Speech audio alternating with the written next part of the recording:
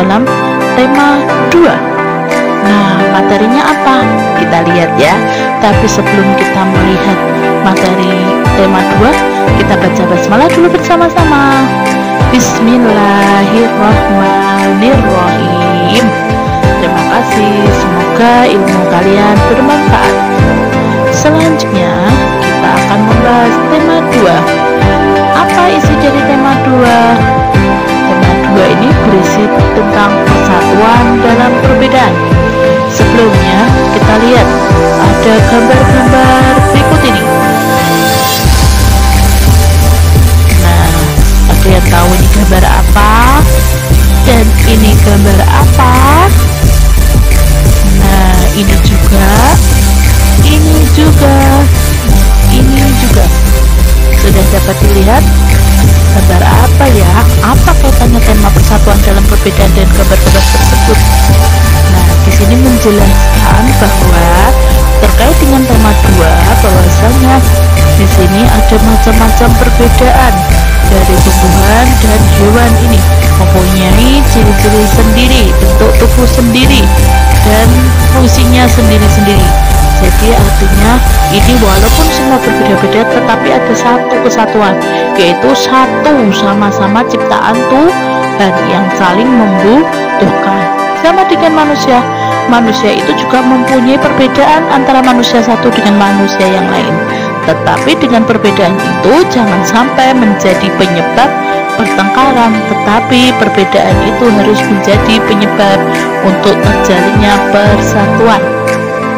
Nah, khusus ini kita akan belajar tentang IPA. Tema 2 pelajaran IPA dengan KD yaitu 3.3. Artinya menganalisis cara makhluk hidup menyesuaikan diri dengan lingkungannya. Jadi di sini kita akan belajar tentang makhluk hidup yang beraneka macam, beraneka ragam bentuk dan fungsi. Dan di sini dikenal dengan ciri khusus hidup dan tumbuhan. Sebelum kita belajar ciri khusus, kita harus tahu dulu pengertian dari ciri khusus. Pengertian dari ciri khusus makhluk hidup adalah ciri yang dimiliki oleh makhluk hidup tertentu yang tidak dimiliki oleh makhluk hidup yang lain. Nah, ciri khusus itu juga memiliki tujuan. Apa tujuannya?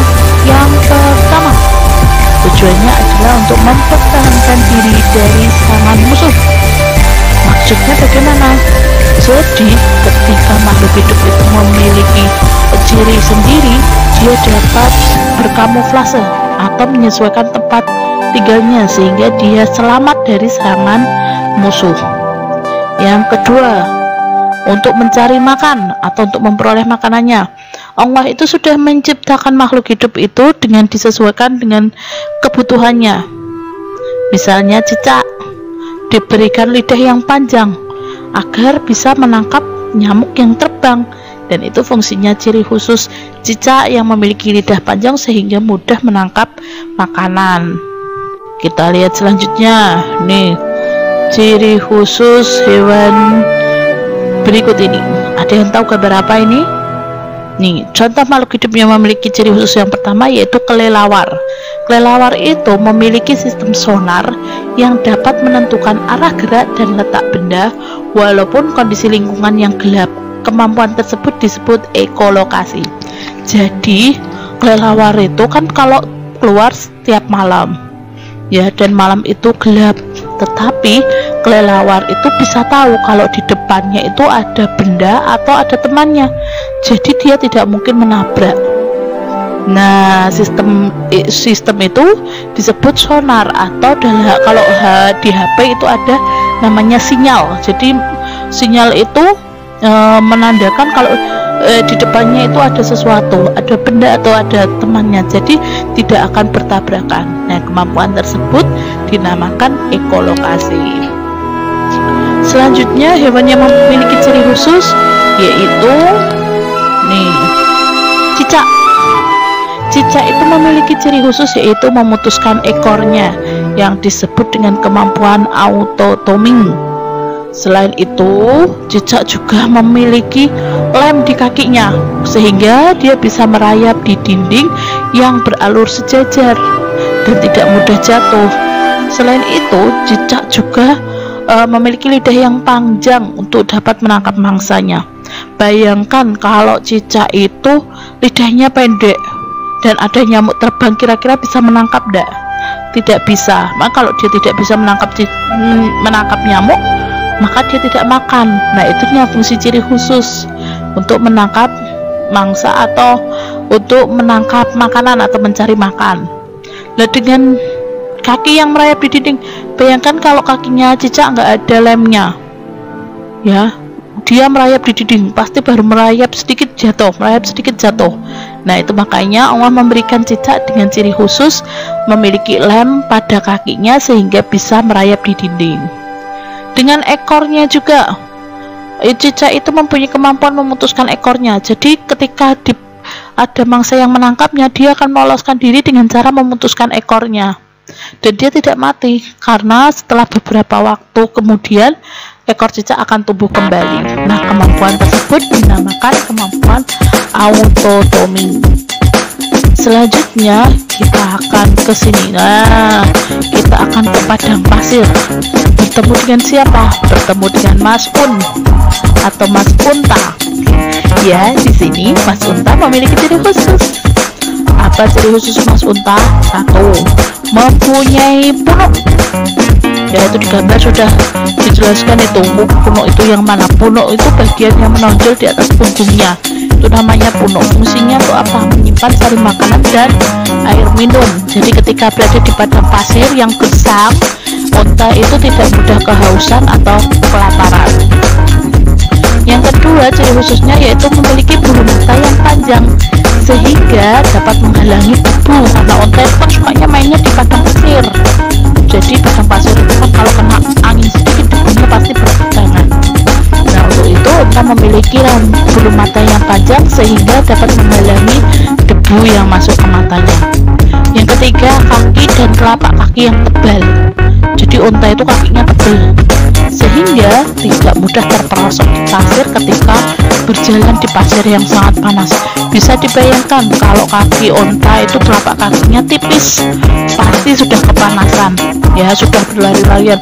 Seperti kita kalau berjalan di jalan raya dan tidak memakai alas kaki, pasti sudah lari kepanasan. Nah, itu keistimewaan unta yang diciptakan oleh Allah dengan kaki yang sangat tebal sehingga dia bisa bertahan di jalanan pasir yang sangat panas. Selanjutnya ini bunglon. Nah, tadi sudah dulu singgung sedikit tentang bunglon ya. Bunglon itu dapat berubah warna kulitnya sesuai dengan tempat hinggapnya. Nah, kemampuan tersebut disebut dengan mimikri. Ini bisa dilihat.